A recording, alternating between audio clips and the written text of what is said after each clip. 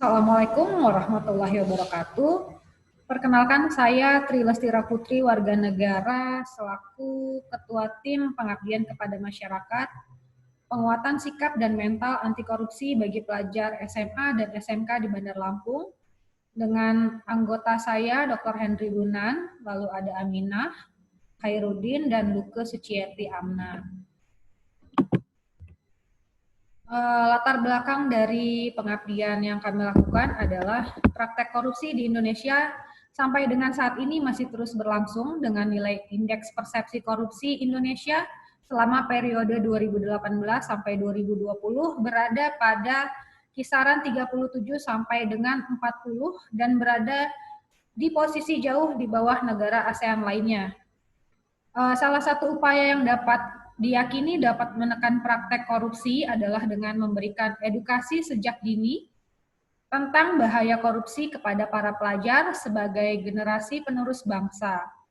Dengan adanya edukasi sejak dini tentang bahaya korupsi kepada para pelajar, diharapkan generasi muda atau pelajar ini bisa memiliki sikap dan mental yang kuat untuk tidak melakukan praktek korupsi. Tujuan dari kegiatan ini yang pertama adalah menguatkan sikap dan mental anti korupsi bagi pelajar SMA dan SMK di Bandar Lampung, kemudian meningkatkan implementasi MBKM khususnya IKU 2 dan IKU 3, yaitu mahasiswa berpengalaman di luar kampus dan dosen berkegiatan di luar kampus. Lalu sasaran dari kegiatan ini adalah para pelajar SMA dan SMK di Kota Bandar Lampung. Metode pelaksanaannya yang pertama ada edukasi, kemudian ada evaluasi. Dalam edukasi kami melakukan sharing session ke 7 SMA dan SMK yang ada di Bandar Lampung, SMA Taman Siswa, SMK Arjuna, SMA Nusantara, SMA Saverius, SMA Negeri 15, SMA Islamiyah, dan SMK Trisakti Jaya. Dalam sharing session ini kami juga melakukan pretest dan post-test untuk mengetahui sejauh mana pemahaman mahasiswa tentang bahayanya dari korupsi. Kemudian kami melakukan evaluasi terhadap siswa, pretest dan post-test tadi, kemudian kegiatan kami sebagai tim melakukan evaluasi dari setiap pelaksanaan yang kami lakukan agar bisa mendapatkan perbaikan untuk kegiatan selanjutnya. Berikut ini adalah foto-foto dari kegiatan kami. Selanjutnya, luaran yang dicapai adalah terlaksananya kegiatan edukasi anti korupsi bagi pelajar SMA dan SMK di Bandar Lampung. Kemudian mahasiswa terlibat dalam kegiatan sebanyak 6 mahasiswa. Lalu ada dosen yang terlibat dalam PKM sebanyak 5 dosen. Kemudian publikasi di jurnal PKM yang sudah tersubmit dan haki. Lalu publikasi di media Radar Lampung. Dan video kegiatan implementasi PKM yang kami publikasikan pada channel YouTube.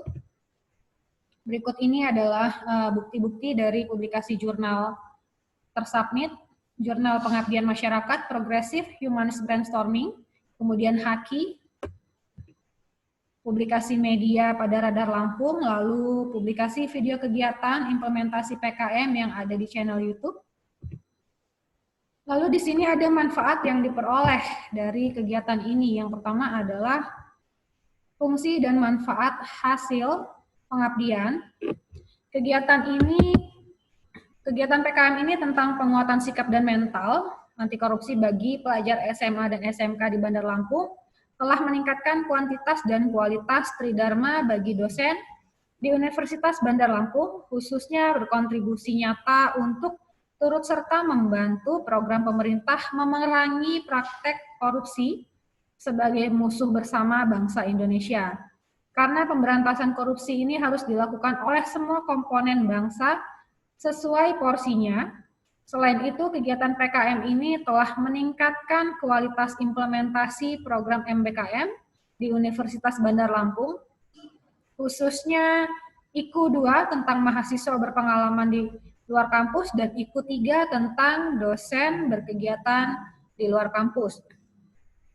Lalu yang kedua ada dampak ekonomi dan sosial, berupa meningkatnya omset penjualan UMKM di Bandar Lampung. Mengingat kesuksesan kegiatan ini juga harus didukung oleh berbagai kelengkapan seperti konsumsi, souvenir untuk siswa dan sekolah, dan lainnya.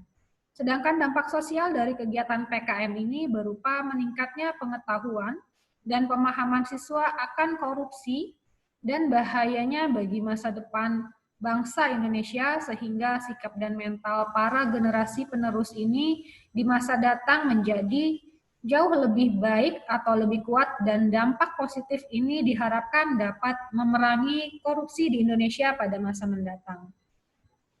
Lalu yang ketiga di sini ada kontribusi terhadap sektor lain. Kegiatan ini juga berkontribusi pada sektor hukum dengan kegiatan edukasi penguatan sikap dan mental anti korupsi bagi pelajar SMA SMK ini diharapkan pada masa mendatang ketaatan masyarakat pada hukum semakin meningkat atau menjadi lebih baik. Lalu semakin baiknya ketaatan masyarakat pada hukum akan berdampak positif bagi investasi dan pertumbuhan ekonomi di Indonesia. Selanjutnya di sini ada kendala atau hambatan dan tindak lanjut dari kegiatan ini. Kendalanya adalah, yang kami temui adalah pelaksanaan kegiatan PKM ini bertepatan dengan beberapa sekolah SMA dan SMK di Bandar Lampung yang telah libur semester, sehingga tidak semua sekolah yang kami harapkan menjadi tempat PKM dan tidak dapat terrealisasi semuanya. Lalu tindak lanjutnya adalah dari kendala yang kami temui pada pelaksanaan PKM ini berupa melakukan komunikasi dan pendekatan dengan beberapa sekolah lain di Bandar Lampung yang belum libur untuk dapat dijadikan objek pengabdian. Masuk pada kesimpulan dan saran.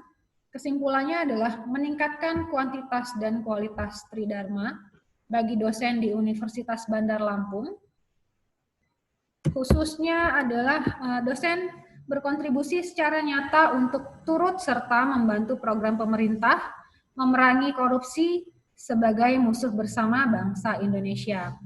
Kemudian yang kedua, meningkatnya kualitas implementasi program MBKM di Universitas Bandar Lampung, khususnya untuk IKU 2 dan IKU 3, yaitu tentang mahasiswa berpengalaman di luar kampus dan dosen berkegiatan di luar kampus. Yang ketiga, meningkatkan pengetahuan dan pemahaman siswa akan korupsi dan bahayanya bagi masa depan bangsa Indonesia, sehingga sikap dan mental para generasi penerus, yaitu pelajar SMA dan SMK di masa datang menjadi jauh lebih baik dan jauh lebih kuat. Yang keempat, kesimpulannya adalah meningkatnya kegiatan ekonomi di Bandar Lampung. Saran yang kami dapat berikan adalah perlu meningkatnya koordinasi sehingga pelaksanaan PKM ini sesuai harapan dan menjadi jauh lebih berkualitas. Saran yang kedua adalah perlu tindak lanjut program melalui pendanaan di kemudian hari agar edukasi anti korupsi bagi pelajar SMA dan SMK terus berkesinambungan. Demikian yang dapat saya sampaikan. Saya akhiri. Wassalamualaikum warahmatullahi wabarakatuh.